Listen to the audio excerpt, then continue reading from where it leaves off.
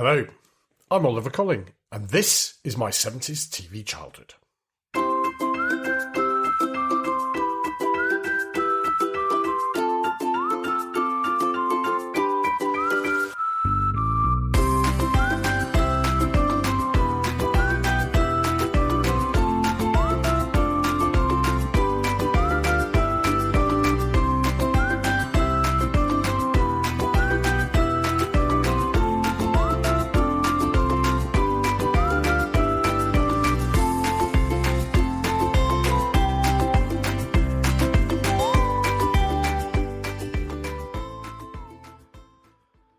Welcome to my 70s TV childhood, the sweet you can eat between meals without ruining your appetite.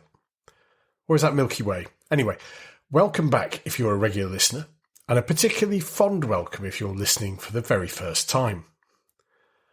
What's this podcast about? Well, it's for all of those who have fond memories of growing up in Britain during the 1970s and who watched lots of television as children. TV was a cultural phenomenon which united our country and gave us plenty of common references, and I think that really helps to frame my memories of childhood. And, fortunately, as we've now got over 60 episodes under our belt, I'm glad I'm not alone in having treasured memories of childhood television. The incredible number of listeners my ramblings have attracted over the last few years is truly moving, as are the memories that you've shared via our blog or on social media. After our last show on seedy sitcoms, I've received a mixed postbag of comments. I'm not really sure what the digital equivalent of a postbag is, so I'll just stick with postbag if that's all right.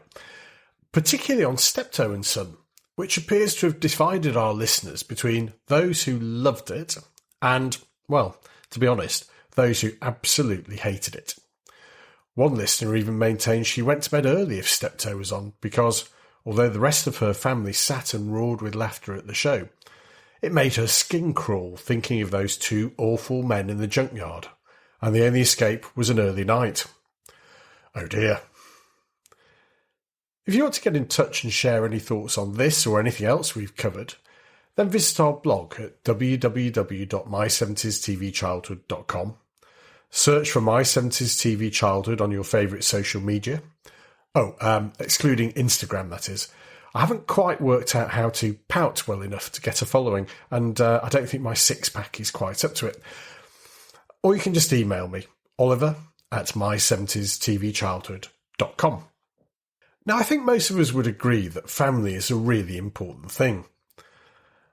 I've only got really happy memories of most of my childhood, even though I couldn't possibly have been happy all the time. As a family, we got along really well, and I have happy memories of bedtime stories, nursery rhymes, and laughter before drifting off to sleep. The older I got, the later I could stay up until at some point, I guess in my early teens, I started staying up later than anyone else in the house, and then, as a result, got up later than anyone else the next morning. And I'm sure that I'm not the only one, and it's the same for families across the world with their own little goodnight rituals. And that reminds me of one American TV family whose goodnight rituals became pretty well known. Everybody quiet down now and get some sleep. Night, everybody. Good night, Mama. Good night, Ben. Good night, everyone. Good night, Mama. Good night, Daddy. Good night, children. Good night, Daddy. Good night, Elizabeth. Good night, John Boy. Good night, Jim Bob. Good night, Jim Bob. Good night, Jim Bob. What's going on? I was asleep. What's everybody doing? Good night. Good night, Jim Bob. Go to sleep.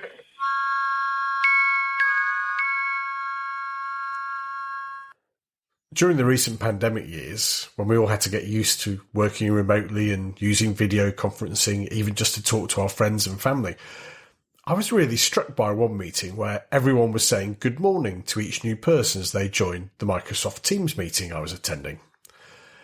I made an innocent comment to say, well, it was just like the Waltons, and then suddenly realised that none of the participants on the call was old enough to recognise my cultural reference point.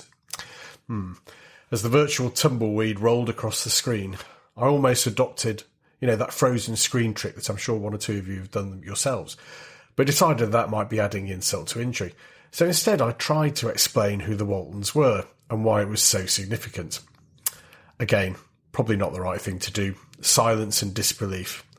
Oh, it's Oliver. He's going on again about old TV shows. Well, what the Waltons did show us in Britain was a slice of what life was like for ordinary rural American families during the Depression and into the Second World War. And for a child growing up in a town in the northwest of England, it was like watching something from another planet. In spite of that, The Waltons was one of the best-loved US imports on UK TV during the 70s, and indeed into the early 80s. The show ran from 1972 to 1981, over 9 seasons and a remarkable 221 episodes. It was based on the memoirs of Earl Hamner Jr., who'd written about his early life growing up in Virginia, in a book called Spencer's Mountain. The book was adapted as a made-for-TV Christmas movie in 1971 called The Homecoming, not to be confused with the rather miserable and baffling Harold Pinter play I had to study for my English A-level. But this movie proved so popular that CBS immediately commissioned a series, and the legend of the Waltons was born. Now, I think there must have been a few things going on here. The US, frankly, needed a bit of cheering up. Things weren't going so well in Vietnam, and gentle, feel-good TV was much in demand. There was also a growing feeling amongst viewers that the major networks were focusing too much on the big cities and neglecting the rural heart of America.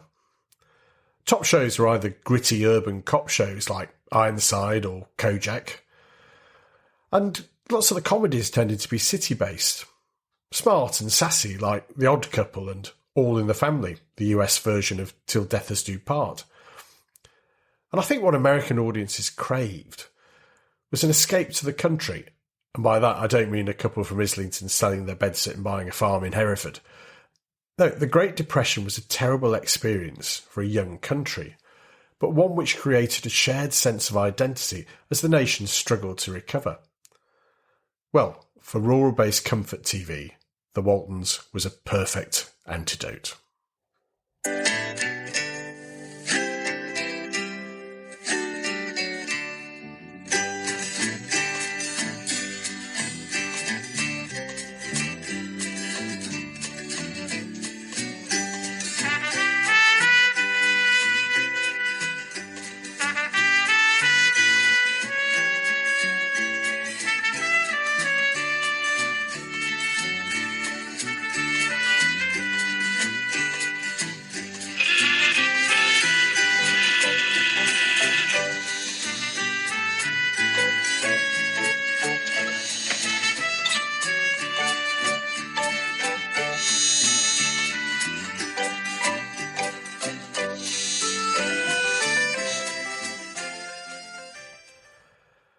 That theme tune, written by the Oscar-winning composer Jerry Goldsmith, immediately brings back 2 lots of memories for me.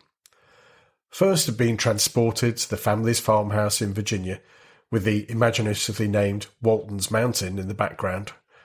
And secondly, of doing my school homework on a Tuesday evening, before having dinner around the kitchen table, and then settling down to watch the show.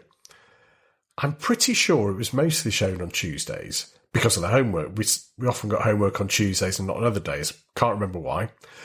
But I do remember it was shown on BBC Two, which was not often watched in the evening in our house. BBC Two, for those who don't remember at the time, tended to be the home of rather higher brow sorts of TV like opera and classical music and interesting science programmes. It was also the home of slightly edgy programmes like Monty Python, Spike Milligan and Rutland Weekend Television, shows that didn't quite sit with BBC One's more populist schedule. So I'm not sure why the Waltons ended up there. Oh, and BBC Two is also remarkable, in that it was on the air for even less time than BBC One, which, as most of you will remember, took large breaks in transmission during the daytime. Anyway, back to the show. The premise was reasonably simple. John Boy Walton, the eldest of many Walton children, was the narrator.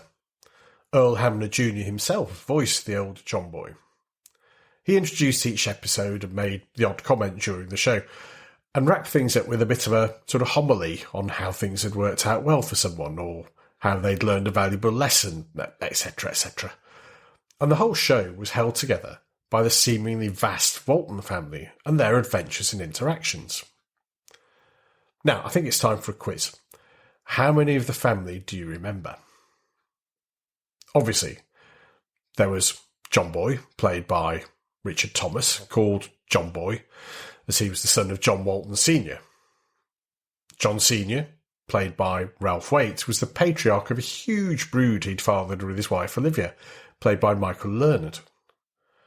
OK, grab a piece of paper and a pen. And how many of the kids can you name? I'll give you a few moments to scribble down some names. And hopefully you were listening to the earlier clip which gave a few clues.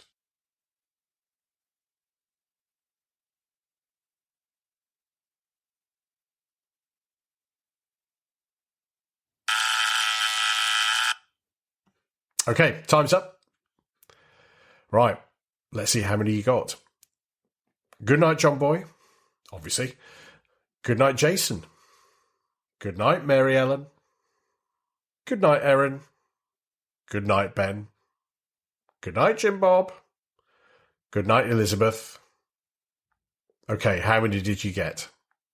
Oh, and of course, there were also Grandma and Grandpa Walton, who I think were John's parents as well, who were always on hand to offer advice, comfort to crying children, or I seem to remember sometimes taking John Sr. or Olivia to task for not bringing up their children properly.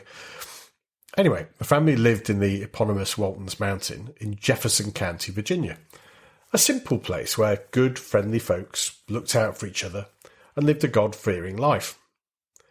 Now, of course, that would have made really dull television, so into the mix came troublesome strangers, bringing their fancy ideas to the mountain or passing through, characters feeling the strain of the Depression and having to make do with rural poverty, and, central to many of the plot lines and to the show's popularity, the ups and downs and challenges of children growing up, learning life's lessons and turning into adults.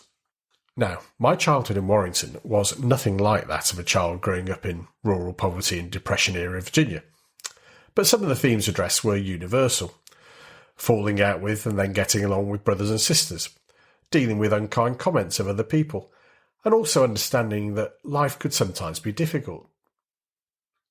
The Waltons, for all of its comfort TV qualities, did deal with some serious issues in its time, including the deaths of both Grandma and Grandpa Walton, and the impact that that had on both the children and their parents. I also seem to remember the show dealt with a whole range of tricky subjects, like how German Jewish refugees felt persecuted even when they'd reached America, how poverty made some formerly lawful people turn to petty crime to get food to feed their families, and the dangers of rural life when Olivia got polio and almost died as a result. There were, I remember, several plot lines on racial inequality in America, old Civil War era rivalries between families, and I think we even had a Hollywood film crew visiting, which set the cat amongst the pigeons, particularly amongst the younger Waltons. Funny, when I think about it now, there were an awful lot of comings and goings from Waltons Mountain, and almost every episode had a guest star or two bringing in some new moral dilemma or love interest for one or sometimes several of the Walton children. As I say, had the episodes just focused on what life was really like in Depression, Virginia, it might have been a bit dull, and it certainly wouldn't have stretched to 200 plus episodes. As the show went on, the storylines became a bit more complicated and more convoluted. The children grew up, got married in some cases, and the Second World War became ever present in the storylines, which were no longer purely confined to Waltons Mountain, which I think was a bit of a mistake. We even had an early example of character swaps when, long after Richard Thomas had left the show for other opportunities, John Boy turned up after having been missing in action in Germany and, hey presto, he was someone completely different, now played by Robert Whiteman. And this was all very confusing to British viewers, who up to this point hadn't really been used to the chopping and changing of actors playing the same character. We've certainly got used to it since. The Waltons is often seen as being run-of-the-mill, safe TV, but I really don't think it was. What I think upset some people was that, at the heart of it, it was about ordinary people facing day-to-day joys and problems with a positive, good-hearted response, which made it an easy target for more cynical critics. I remember George Bush Sr. famously saying that American families should be a lot more like the Waltons and less like the Simpsons. Excuse my accent.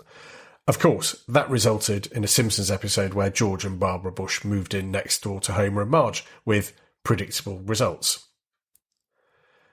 What the show did do was it brought Virginia to Warrington and gave me some ideas as to what it must have been like to be a child in rural America in the 1930s. Although, like many other shows, I later found out it was actually filmed in Hollywood, and that Waltons Mountain was just the other side of the hill where the Hollywood sign stands. That's a bit disappointing, but for me it will always leave a warm feeling, as well as reminding me of homework on a Tuesday night, and I do hope that one day one of my colleagues might recognise the reference when I say, as I'm sure most of us have done at some point, "Good night, John Boy."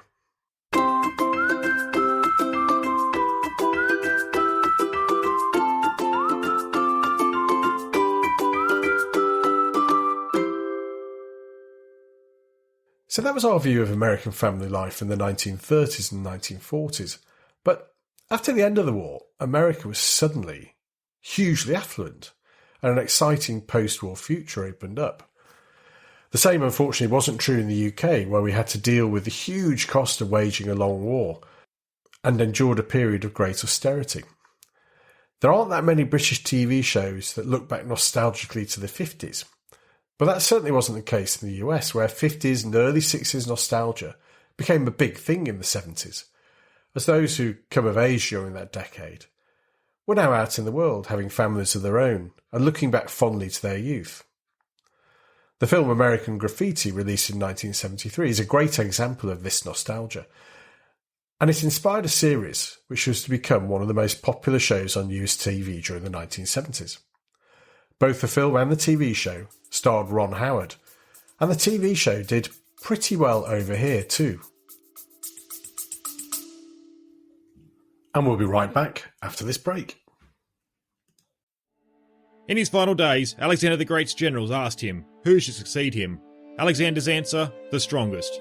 Taken literally, this would see the close of the classical Greek age, an age thousands of years in the making. Join me, Mark Selleck, as I go back to retell the story of ancient Greece in my series, Casting Through Ancient Greece. We will cast our way back to its beginnings, all the way through to the spread of its culture throughout the known world, thanks to Alexander and his generals. You can listen and subscribe to the series at your favourite podcasting platform, or you can visit www.castingthroughancientgreece.com. I look forward to you joining our journey through this fascinating period of time.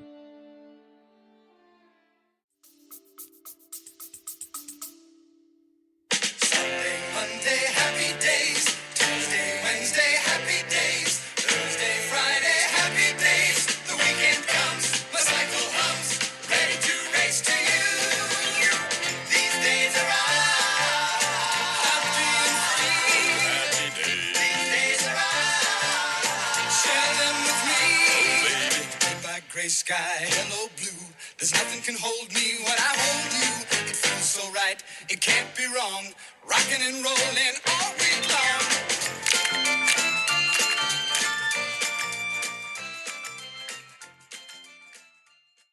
The world depicted in Happy Days was totally incomprehensible to me as a child growing up in Britain. This world of diners, drive-in movies, high school dances and cheerleaders was a long way from the comprehensives and grammar schools of northwest England, and the beautiful people hanging around drinking milkshakes in Arnolds, the diner in Happy Days, couldn't really compare to the queues outside our local chip shop on a Friday tea time. But in spite of this, or more likely because of it, Happy Days was a huge hit in both the US and in the UK, and in many ways, I think it was similar to the Waltons in portraying ordinary family life with a focus on children growing up. Basically, it was good at heart, and all of the characters were likeable types just trying to make their way in life. The show was set in Milwaukee, Wisconsin, and featured the lives of the Cunningham, or Cunningham, as I should have said, family, focusing particularly on their eldest child, Richie, played by Ron Howard. later to become the legendary Hollywood film director and producer, and his friends as they negotiated high school and all of the other associated potential minefields like girls, high school sports, who to ask to the prom, and lots of other good old-fashioned American dilemmas. Rich's friends included the rather ghoulmous Ralph and Potsy, and also a leather jacket-clad, motorcycle-obsessed high school dropout called Arthur Fonzarelli, or the Fonz to his friends. Now, for those who weren't around at the time, the Fonz, played by Henry Winkler, catapulted the show from also-ran sitcom to international greatness. The impact he and his character had was enormous. Happy Days became the #1 show on US TV and attracted a huge following in Britain, and the Fonz became a byword for being cool. So why was that? Well, once the character appeared in season 1, he became an instant hit. Part James Dean, part Al Pacino, part sort of young Richard Gere, he would steal every scene, even if he was just combing his greased-back hair while leaning against a motorbike in his leather jacket. For whatever reason, and it seems a bit odd looking back, the Fonz was cool. And across the Western world, teenagers took to wearing leather jackets, sometimes borrowed from their dads or elder brothers, and throwing their arms wide open, shouting, "Hayyyyyy," which was sort of his catchphrase. I remember when I started secondary school, there were several older boys who cultivated the Fonz look and style, including one who actually insisted on being called the Fonz by the younger pupils, which I always thought was a bit overambitious. Although I have to say it did seem to work for him, and he had no shortage of female attention. Although I have to say it didn't end well, after he was caught having sex on school premises and immediately expelled. I digress. As well as Winkler's star turn, there was a strong supporting cast, notably Tom Bosley, who played Rich's father, Mr. Cunningham, who I'm sure had a first name, but I can't quite remember what it was. The programme also featured, as a bit of a novelty, a pre-Karate Kid Pat Morita in its early days as Arnold Takashi, who was the owner of Arnold's Diner. And when he moved on, he was replaced by Al Molinaro, playing Al DeVecchio, who became a fixture as the usually miserable owner of Arnold's. Like many sitcoms, Happy Days probably went on a bit too long. After Ron Howard went off to direct films, the show basically became The Fonz and Friends, and lost some of its innocence and charm. It also suffered a little from the same issue that the Waltons had faced. The children got older, and either needed to have adult storylines, or to be replaced by other kids, neither of which worked quite so well. The show's also interesting, looking back, in that it produced lots of spin-offs. In one episode, Fonzie is visited by an alien, Mork, from the planet Orson. And from that, the popular show Mork and Mindy was born, which led to the rise to stardom of Robin Williams. We also had Laverne and Shirley, based on two minor characters, which went on to be a huge international hit as well. Oh, and we also got Joni Loves Chachi, which, for those of you who remember, I think you will agree was absolutely dreadful. So 2 shows, 2 slices of American history brought to life as comforting, nostalgic entertainment. But it still seems a bit odd that the shows were both so popular over here as well. Or is it? You know, I think we've always found America glamorous, exciting and compelling, so being given a window into a world so different than the drab, austere and often very conventional life that most people lived in post-war Britain allowed us some sort of escape into an exotic world of high school cheerleaders, school proms and diners. I don't think I had a milkshake until I was in my teens, but I always did think I would like to try one. Did you borrow your dad's motorcycle jacket and shout, "Hey!" at passing girls? Or did you say goodnight to all your family one by one like the Waltons? Let me know at www.my70stvchildhood.com. Search for us on all the socials, except Instagram, as I say, or email me, oliver@my70stvchildhood.com. Thanks for joining me on our quick trip back in time, and I hope you join us again soon for more from My 70s TV childhood.